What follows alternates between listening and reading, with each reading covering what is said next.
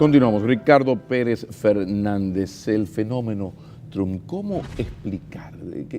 Dame una explicación. ¿Qué es lo que ha ocurrido? ¿Qué ocurre en la sociedad norteamericana, en el sistema partidario político norteamericano? ¿Qué es lo que pasa? Fenómeno Trump, por favor. Mira, ese fenómeno tiene varias aristas a través de las cuales se puede explicar un poco su surgimiento.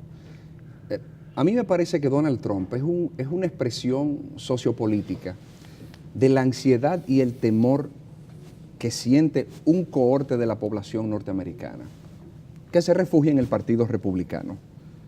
¿Qué te quiero decir con eso? Hay un grupo de personas que primero no entienden ni aceptan lo que está pasando en Estados Unidos en términos sociales, políticos, demográficos, y hay un grupo de personas que no entiende la complejidad del siglo XXI. Entonces, me refiero primero al primer grupo. Un presidente afroamericano, una mujer que es la candidata a vencer en el Partido Demócrata,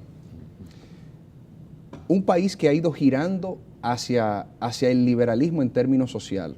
Estamos hablando del tema del aborto, del tema del matrimonio homosexual, estamos hablando de la legalización del uso de la marihuana, por ejemplo, sí, etcétera. Ese segmento de la población que es conservador, que está prácticamente integrado en su totalidad por los caucásicos, los blancos de siempre en Estados Unidos, no entiende qué está pasando con su país. También añádele el cocorícamo del mundo multipolar que venía del bipolar, que era muy fácil. Parte, gringo, claro, sí, y Estados Unidos. Por eso te dije Rusia, que hay un grupo hay un grupo que no entiende la complejidad del siglo XXI, que a eso voy ahora. Sí. Pero este primer grupo, entonces, ve estos cambios profundos que se están dando, profundos y además bastante acelerados en su sociedad. No lo entiende ni lo acepta. Entonces, ¿quién es Donald Trump? Bueno, Donald Trump es la representación de lo que a mí siempre me dijeron que era el resultado del sueño americano. Este es un tipo con muchísimo dinero, según él, porque todavía eso no está muy claro. Es un tipo que ha sido exitoso, por lo menos él se vende de esa manera. Económicamente, por lo menos. Claro que sí, es un tipo que me representa a mí porque físicamente nos parecemos y de hecho pensamos lo mismo. La diferencia es que él tiene un micrófono y lo dice y yo no. Entonces Donald Trump representa a esa parte de la población que se resiste a entender lo que demográficamente está pasando en Estados Unidos. Estados Unidos en 2 generaciones será un país donde las minorías serán las mayorías. En el año 2012, por primera vez en la historia, nacieron más niños de padres no caucásicos que de padres caucásicos. Eso quiere decir, pura matemática, en 2 generaciones, cuando se sumen las minorías, esos serán mayoría con relación a los caucásicos que siempre han dominado pues la política y el ámbito de los negocios y todo en Estados Unidos. Ese grupo se resiste a entender esa realidad y se refugia en un Donald Trump que les dice de manera altisonante: el culpable de todas tus desgracias es el inmigrante, el culpable es que nosotros no hemos sabido imponernos ante el resto del mundo, China nos está engañando en términos comerciales, México nos manda violadores y vendedores de drogas, etc. Y esta gente cree en ese discurso. Ese mismo grupo y otro grupo es el que no entiende la complejidad del siglo XXI. La gente por lo general no le da mucho seguimiento a los temas políticos y a veces por limitaciones intelectuales y conceptuales tampoco entiende mucho de lo que sucede. En un mundo globalizado, interconectado, los problemas se han ido complejizando. Donald Trump ha sido muy exitoso en reducir problemas de múltiples aristas, muy complicados, a una sola oración. Te pongo como ejemplo el caso de ISIS. Cuando se escucha a una Hillary Clinton, cuando se escucha a un Estado Islámico. Sí, exacto, del Estado Islámico.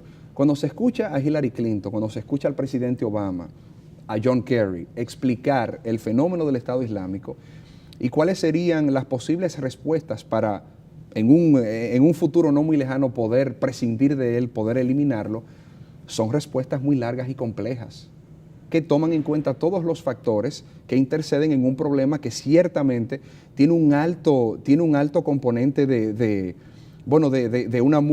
una composición multifactorial. Es muy complejo explicarlo. Se le pregunta a Donald Trump y él simplemente dice: no, cuando yo sea presidente yo le meto 7,000 bombas y se acabó ese problema. Y la gente lo aplaude y le resulta. Ese es el tipo de mensaje que la gente quiere escuchar. Es corto, es simple y a mí me hace sentido. Ese grupo de personas tiene una inclinación natural por un candidato como Donald Trump, que aunque evidentemente se le denuncia como populista, como demagogo, como poco serio, por estar presentando respuestas tan infantiles a problemas tan complicados, hay una parte de la población que se siente complacida porque lo entiende. Sí, pero esto denota algo grave, sin que los Estados Unidos estén atravesando una verdadera gran crisis, problemas tienen, como lo has explicado muy bien, Sí. De repente nos damos cuenta de que esa es gran parte del pueblo norteamericano. Sí. Entonces, hablábamos de un nivel de educación, de una formación. Los norteamericanos siempre han sido medio taraditos en lo que es las relaciones internacionales. Ellos nunca, el euroombliguismo en versión norteamericana siempre había generado eso. Ahora, ¿qué ocurre en una sociedad donde un señor tan impresentable llega?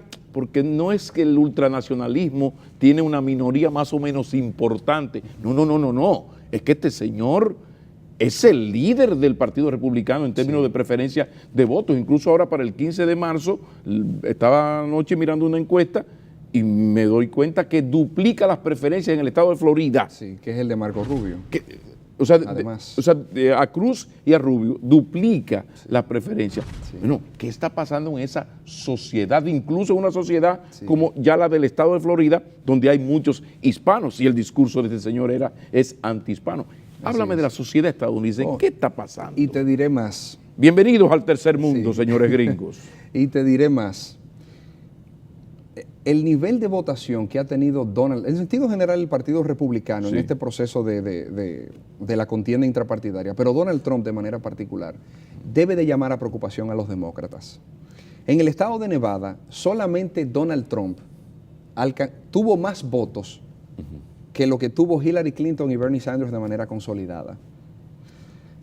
Es decir, los niveles de votación que se están registrando en todos los estados donde se ha ido compitiendo están duplicando y triplicando lo que se está viendo en el Partido Demócrata. De hecho, cuando se compara con el 2008, que fue aquella elección histórica donde surge el fenómeno de Obama, donde había un alto incentivo para ir a votar en las primarias del Partido Demócrata, no se acercan al nivel de votación que se está registrando hoy en día en la contienda del Partido Republicano. Sí, pero cuando regresemos de la necesaria pausa, tú me vas a explicar algo que también llama la atención. Este señor gana en estados tradicionalmente liberales como Vermont o Massachusetts. Sí. Pero al mismo tiempo este señor impresentable gana en estados tradicionalmente conservadores como Alabama, Tennessee o Georgia. Después de la pausa, yo necesito respuestas, necesitamos respuestas. Ricardo Pérez Fernández, economista y politólogo, está aquí tratando de ayudarnos a entender mejor esta bienvenida al tercer mundo de los votantes de los Estados Unidos de América. Ya regresamos. Bueno, el problema está con los políticos.